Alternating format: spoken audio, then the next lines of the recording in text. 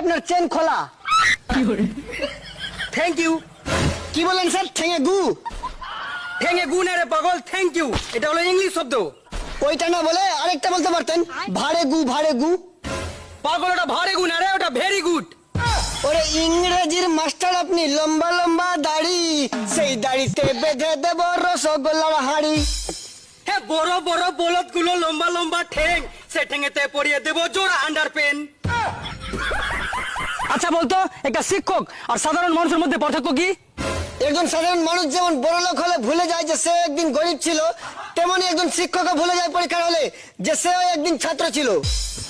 এই তোমাদের সবথেকে প্রিয় বুক কোনটা? Sir Facebook. আর আমার ফেভারিট হলো আমার বাবার চেকবুক। এবার বলতো, বানর আর মানুষের মধ্যে পার্থক্য কি? স্যার আমি বলবো, বানরের লেজ থাকে পেছন দিকে, কিন্তু মানুষের লেজ থাকে সামনের দিকে। এই বলতো, বিদেশি মায়ের মধ্যে আর বাংলা